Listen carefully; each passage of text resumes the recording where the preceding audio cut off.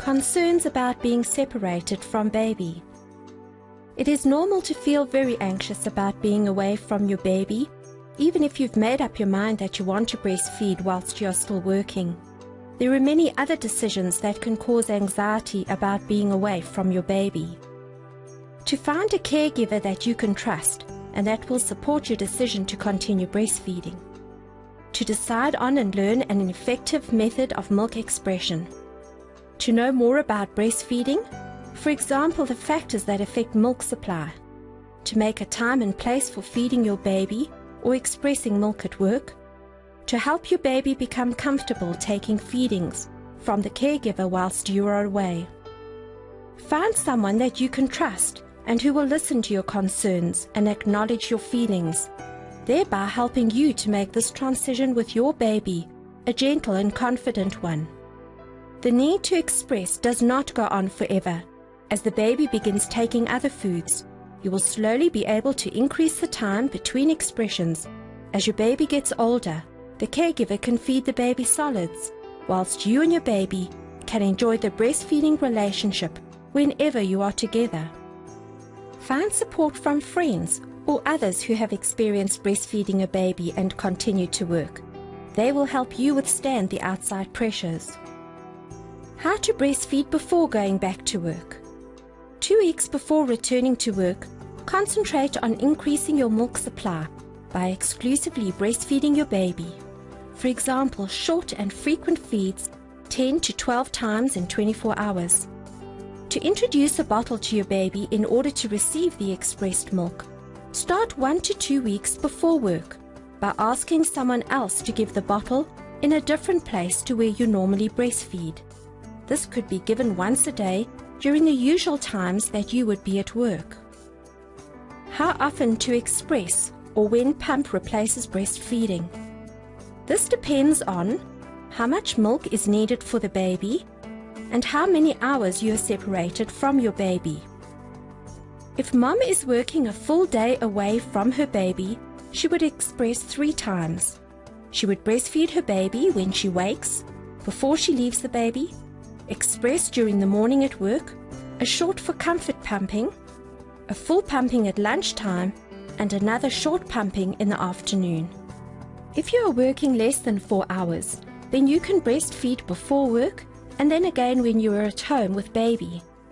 If you are working 4 to 6 hours, express once, 2 to 3 hours after each feed, therefore decreasing the feeling of fullness and making it easier for the baby to latch on later.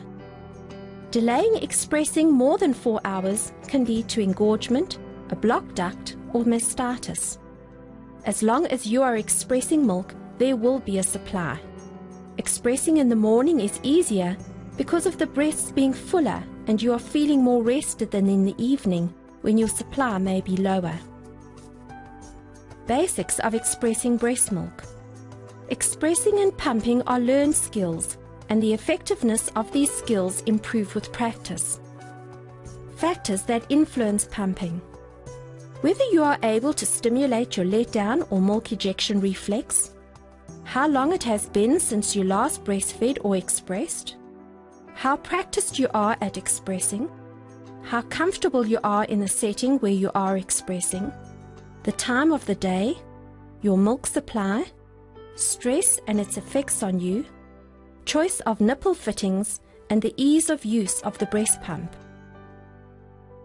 Understanding the letdown reflex and expressing. The letdown can be psychologically conditioned as well as physically stimulated. For example, some mothers let down their milk when they hear a crying baby or even at the thought of their baby. Because the sensations of pumping and hand expressing are not the same as the sensations of feeding a baby, especially at first, you may need to encourage your letdown using some of the following methods of physical and psychological stimulation. Express milk in a familiar and comfortable environment. Minimize distractions, so take your phone off the hook, turn on some relaxing music, and have everything ready that you may need, such as a glass of water or juice, a nutritious snack, or something to read. Follow a pre-expression ritual. Use a rhythmic motion while expressing to mimic a baby's suck. Focus all your senses on your baby. For example, have a photo of your baby nearby, a blanket to smell, or think of your baby snuggled close to you. If you are with your baby, express with your baby close by or while you feed on the opposite side. During milk expression, stop a few times to massage the breast. Switch breaths when the flow lessens, expressing from both breasts several times during each session. The breast is never empty, unlike a bottle, and milk is being constantly produced 24 hours a day. The technique of hand expressing. Wash your hands thoroughly. The letdown can be assisted by massage stroking and leaning forward and shaking the breasts. Position the thumb and forefinger about 2 to 3 centimeters behind the nipple. Push straight into the chest. Roll the thumb and fingers forward as if making thumb and fingerprints at the same time. Repeat rhythmically. Rotate the thumb and finger position to empty all parts of the breast. To avoid damaging delicate breast tissue, be aware of not pulling, squeezing, and sliding motions while expressing. Expressing should not hurt. The technique for using a breast pump. Wash your hands thoroughly. Using a breast pump takes practice. You may need several attempts at using the pump before you feel you are confident with it. Choose a time when you are not rushed and won't be interrupted while using the pump. Make sure all equipment for expressing and storing milk is washed, rinsed, and sterilized. Correctly assemble the pump and make sure that it is working before you use it. Ensure that you are relaxed and sitting in a comfortable chair before you start. Try leaning slightly forward, using cushions to support your back. Place the funnel of the pump firmly against the breast and initiate a gentle, frequent suction. As the milk lets down, gradually increase the vacuum and reduce the speed. The nipple must be comfortable in the funnel of the pump. Some mothers need bigger or smaller funnels. The correct size gives more milk and greater comfort. Be careful that too much pressure from the pump could crack or damage the nipple, so be aware of the time spent expressing so as to avoid this happening. Putting a pump on max can cause nipple damage. The pressure control is for comfort only. The maximum setting does not get more milk out. Pumping, like breastfeeding, should not be painful if done correctly. Some breast pumps have a feature that could control the amount of pressure applied to the nipple, which helps prevent damage to the nipples. Remember to stop the process if the nipples become painful or uncomfortable. Consult with a breastfeeding consultant in this case. The breast pump should be re-sterilized before each expression. When to use the pump. Early in the morning when the breasts are fuller, or just after the first feed of the day. After a feed if the breast still feels slightly full or uncomfortable. Between feeds or at a break when you return to work. How to work out how much to express for your baby's feed. As a rough guide to give you a place to start, take your baby's weight in kilograms and multiply by 150 ml of breast milk. Then divide that over a 24-hour time frame. For example, a 5 kilogram baby multiplied by 150 ml per kilogram divided over 24 hours at 6 feeds per 24 hours equals 125 ml per feed. So remember, this is only an approximation. Every baby is different. Storage and handling of breast milk. When breast milk has been expressed, it appears to separate in the container. The milk has a blue tinge to it with a fatty layer on the top.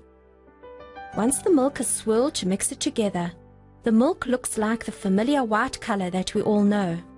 This does not mean that the milk is old, but shows the fat content of the milk that is so necessary for your baby's health. Colostrum, which is milk expressed within 6 days of delivery, can be kept for 12 hours at a temperature of 27 to 32 degrees Celsius. For mature milk, 15 degrees for 24 hours, 19 to 22 degrees for 10 hours, or 25 degrees for 4 to 6 hours. Mature milk can be kept in the fridge at 0 to 4 degrees for 6 days.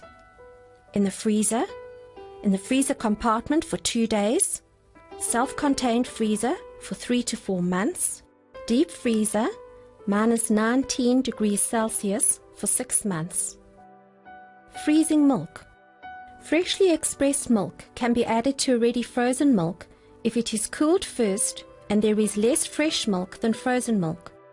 After expressing the milk, allow it to cool for half an hour before mixing with frozen milk so it doesn't thaw the top layer. Once the breast milk has been thawed, it can be refrigerated for up to 24 hours. Do not thaw or warm up milk in a microwave. Rather leave it to thaw at room temperature. Defrost in a fridge overnight or under warm water.